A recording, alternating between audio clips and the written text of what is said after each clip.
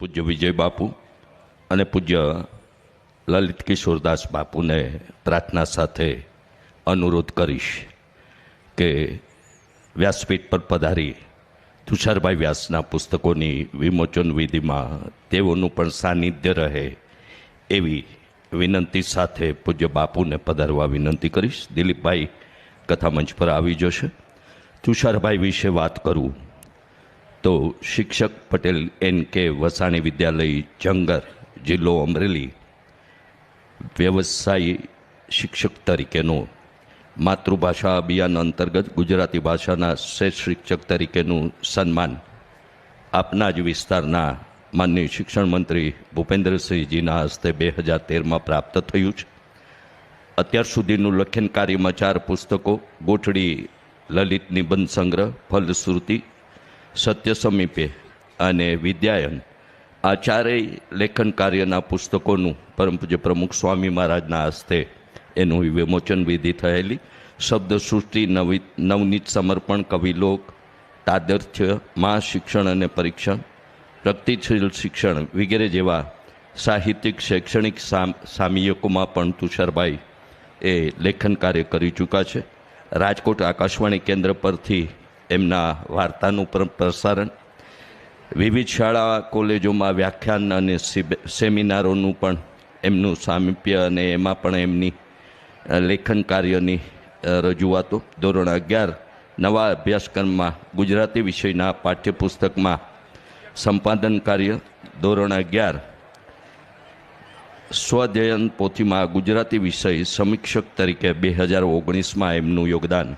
આવા તુષારભાઈના પુસ્તકોના વિમોચન માટે પૂજ્ય જિગ્નેશ દાદા રાધે રાધે, પૂજ્ય દાદાના ગુરુજી ડૉક્ટર અમૃતલાલ ભોગાયતાજી, પૂજની સંતો દિલીપભાઈ સૌ જોડાય તેવી વિનંતી છે. આપણે સૌ આ વિધિને તાલીઓથી વધાવીશું, કારણ કે ચિંતન અને મનન વગર લખવું પણ ઘણું કઠિન છે. અને આપણે સૌ ભાગશાળી છીએ કે આપણા 33 કોટી દેવતાઓમાં ભગવાન કૃષ્ણ વિશે એટલું લખાયું છે, એટલું ગવાયું છે, એવું ભજવાયું છે. એ આવા બધા લેખકો અને કવિઓ અને સાહિત્યકારોને આભારી છે. તો એકવાર તુષારભાઈને આપણે ખૂબ તાલીઓથી વધાવીએ. રસોડા વિભાગના સ્વયંસેવકો અહીં છે, જેથી સૌ થોડીવાર માટે સ્થાન જાળવી રાખશે. રસોડા વિભાગમાં અહીંથી સ્વયંસેવકો ના જાય ત્યાં સુધી એ વ્યવસ્થા ગોઠવી શકાય તેમ નથી, જેથી બધા જ અહીં સ્થાન જાળવી રાખે. આ પુસ્તક વિમોચન વિધિને આપણે તાલીઓથી વધાવીએ. તુષારભાઈને આ પ્રસંગે ખાસ આપણે હાર્દિક શુભેચ્છાઓ અને અભિનંદન પાઠવીએ કે ભવિષ્ય પણ આવી જ મા સરસ્વતીની સાહિત્ય સર્જનની કૃતિઓ અને એવા જ લેખો એમના કરકમળોથી આપણને મળતા રહે એવી શુભેચ્છાઓ સાથે રસોડા વિભાગમાં હસમુખભાઈ પ્રજાપતિ ડેરીવાળા, કાળુભાઈ પ્રજાપતિ છબીછાવાળા, કબાભાઈ અને તેમની ટીમ મંચ પર આવશે.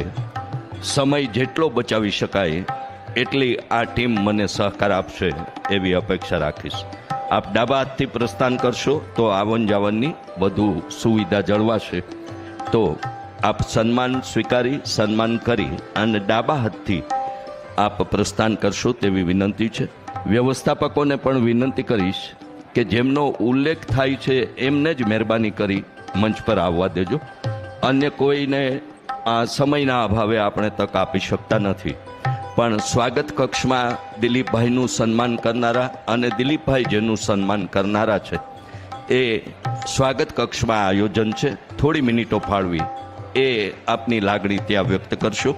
ચિરાગભાઈ, મહેન્દ્રભાઈ પટેલ, અરવિંદભાઈ ઠક્કર તથા તેમની ટીમ, આ બધા જ સ્વયંસેવામાં જોડાયેલા સ્વયંસેવકો અહીં કથામંચ પર આવી અને પોતાનો પ્રજાપતિ પરિવારનો સત્કાર ભાવ સ્વીકારશે.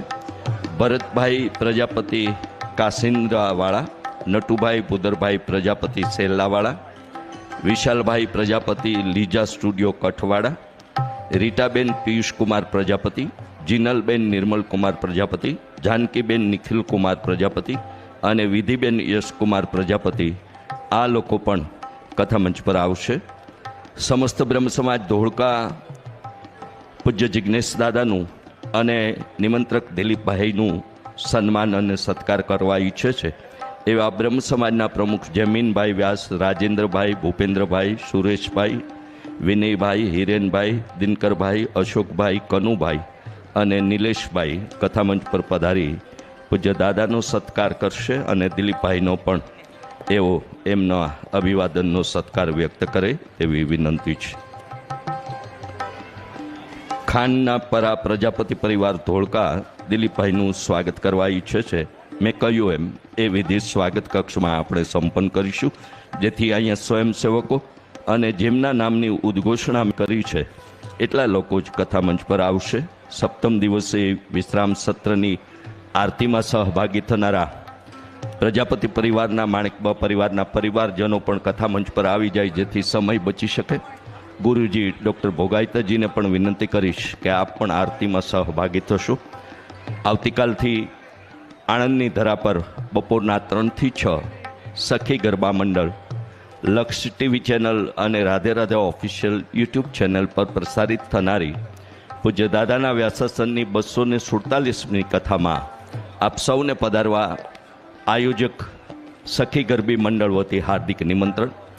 આપ ઉપસ્થિત ન રહી શકો તો લક્ષ ટીવી ચેનલ અને રાધે રાધે ઓફિશિયલ યુટ્યુબ ચેનલના માધ્યમથી આ રસગંગાના રસ અમૃતના સાક્ષી બનવા સૌને વિનંતી કરીશ. 1/3ના, 8/3થી 14/3ના અને 15/3ના આવા રાધે રાધે પરિવારના તથાસ્તુ વિદ્યાપીઠના પ્રાંગણના 3 આયોજનોની વિગતો હું અગાઉ આપને જણાવી ચૂક્યો છું. એ આયોજનોમાં પણ આપ સૌને પધારવા અને એ દિવ્ય પ્રસંગોના સાક્ષી બનવા પણ રાધે રાધે પરિવાર અને તથાસ્તુ વિદ્યાપીઠ પરિવાર વતી હાર્દિક નિમંત્રણ પાઠવું છું. સ્વયંસેવકોની સન્માન વિધિ સંપન્ન થઈ ડાબાદથી પ્રસ્થાન કરશે. દિલીપભાઈનો સત્કાર કરવા ઈચ્છતા અને દિલીપભાઈ જેને સત્કારવાના છે એ કથામંચના જમણા હાથે સ્વાગત કક્ષમાં આરતી સંપન્ન થઈ એ વિધિ હાથ ધરાશે, જેથી દિલીપભાઈના સત્કાર માટે આપણે ત્યાં સમય ફાળવીશું. કથામંચ પર નહીં આવવા અનુરોધ કરીશ.